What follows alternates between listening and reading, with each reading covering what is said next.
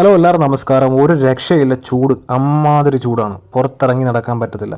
അങ്ങനെ നോക്കിയപ്പോൾ കാണാം ഒരു എ സി വെക്കാൻ ഇപ്പോൾ പൊതുവേ നല്ല ചാർജാണ്. അപ്പം വീട്ടിലെ പഴയ ഒരു ഫാൻ ഇരിപ്പുണ്ടായിരുന്നു, ആരും ഉപയോഗിക്കാത്തത്. എന്നാൽ പിന്നെ അത് റിപ്പയർ ചെയ്തെടുക്കാമെന്ന് വിചാരിച്ചു. അത് ഓൺ ആക്കിയപ്പോൾ എന്തോ ഇതാണ് അവസ്ഥ. 3 ഇതാണ് അവസ്ഥ. ഒരു 5 വർഷമായിക്കാണ്. അപ്പോൾ ജസ്റ്റ് ഇളക്കി ഒന്ന് സർവീസ് ചെയ്യാമെന്ന് വിചാരിച്ചു. സംഭവം അത്യാവശ്യം കാറ്റും കാര്യങ്ങളൊക്കെ ഉണ്ട്. ഇതിൽ മെയിനായിട്ട് 3 സ്ക്രൂ ആണ് വരുന്നത്. ഒരു ഇച്ചിരി സ്ക്രൂ കുറച്ച് ടൈറ്റായിരുന്നു, തുരുമ്പായിട്ടിരിക്കുമായിരുന്നു. കുറച്ച് വെളിച്ചെണ്ണ ഇട്ടു. ഇവിടെ 2 വരുന്നുണ്ട്, താഴെ 2 വരുന്നുണ്ട്. ജസ്റ്റ് ഇളക്കി നോക്കാം.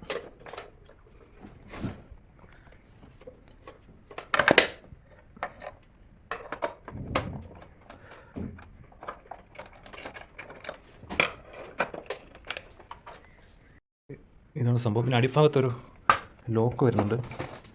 ആ ലോക്ക് ജസ്റ്റ് തീക്കും.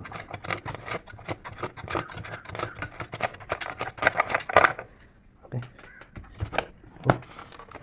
ഇങ്ങനെ വരും. പടി തന്നെ കിട്ടിയിട്ടുണ്ട്. അത്രേ ഉള്ളൂ.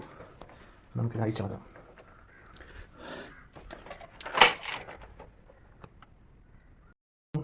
തിക്കി ഇളക്കി. ഇപ്പോൾ ഇതിലെ കാഴ്ചകളാണ് ഈ കാണുന്നത്. അയ്യോ, ഒരു കടന്നൽക്കൂട്. എനിക്ക് തോന്നുന്നു ഈ കടന്നൽക്കൂടിൻ്റെ ഈ മണ്ണ് കിടന്നതുകൊണ്ടായിരിക്കാം ഈ സൗണ്ട് കേട്ടതെന്ന് എനിക്ക് തോന്നുന്നു. കാരണം മറ്റ് പ്രശ്നങ്ങളൊന്നും ഞാൻ കാണുന്നില്ല. ചിലപ്പോൾ അതായിരിക്കും കടകടാന്ന് കിടന്ന് അടിച്ചത്. അപ്പോൾ അത് എടുത്ത് മാറ്റി സർവീസ് ചെയ്തതിന് ശേഷം നോക്കാം ഇത് സൗണ്ട് കേൾക്കുന്നുണ്ടോ ഇല്ലയോ എന്ന്.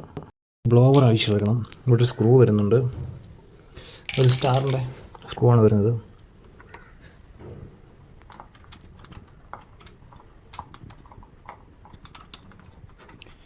ഇതാണ് മോട്ടറിലെ കണക്ഷൻ.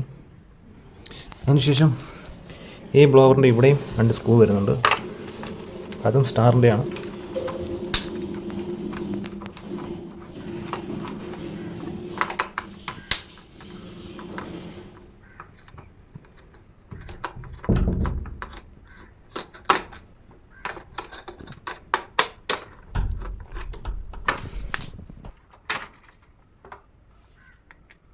ഈ ബ്ലോവർ കണക്ട് ചെയ്തിരിക്കുന്നത് താഴത്തെ മോട്ടറിലാണ്.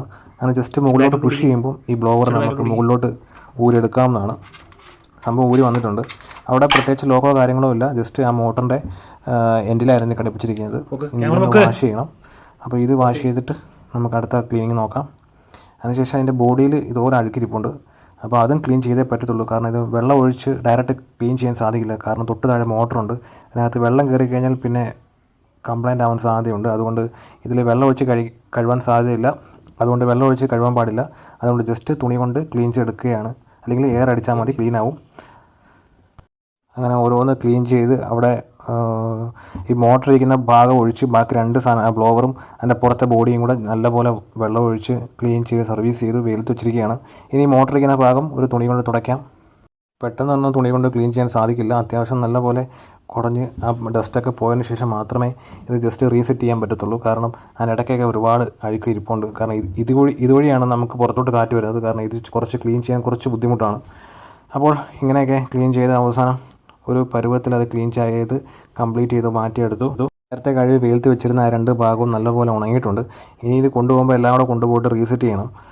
അപ്പോൾ ആ മോട്ടറിരിക്കുന്ന ആ ഒരു ബോഡി ഫുള്ള് ക്ലീൻ ചെയ്ത് വൃത്തിയാക്കി. ഇനി ചെയ്യേണ്ടത് റീസെറ്റിംഗ് ആണ്. അതിന് മുന്നേ ജസ്റ്റ് ഒന്ന് സ്റ്റാർട്ട് ചെയ്ത് നോക്കണം ആ സൗണ്ട് മാറിയോ ഇല്ലയോ എന്ന്. സംഭവം അടിപൊളിയായിട്ട് കറങ്ങുന്നുണ്ട്. ആ സൗണ്ടൊക്കെ അങ്ങ് മാറി. അപ്പോൾ ഇനി നമുക്കിത് റീസെറ്റ് ചെയ്യാം. ഇതൊരു വലിയ പ്രശ്നങ്ങളോ കാര്യങ്ങളോ കാണുന്നില്ല. അപ്പോൾ നമ്മൾ ഇളക്കുന്നതിന് മുന്നേ ഉള്ള ആ ഒരു കടകടാന്നുള്ള സൗണ്ടൊക്കെ മാറി. അപ്പോൾ ഇനി നമുക്ക് റീസെറ്റ് ചെയ്തതിന് ശേഷം ഒന്ന് വർക്ക് ചെയ്ത് നോക്കാം. ജസ്റ്റ് ബാക്കി കാര്യങ്ങളൊക്കെ സെറ്റ് ചെയ്യാം. അങ്ങനെ സെറ്റിംഗ് എല്ലാം കംപ്ലീറ്റ് ചെയ്തു. ഇനി അടിഭാഗത്ത് മാത്രമേ ഉള്ളൂ സെറ്റ് ചെയ്യാൻ. അതും കൂടെ സെറ്റ് ചെയ്യാം.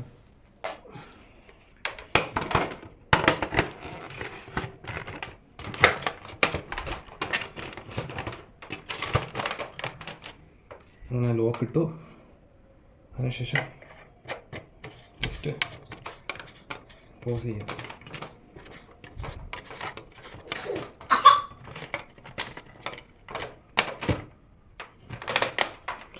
സംഭവം സെറ്റായിട്ടുണ്ട്. ജസ്റ്റ് പ്ലേ ചെയ്ത് നോക്കാം.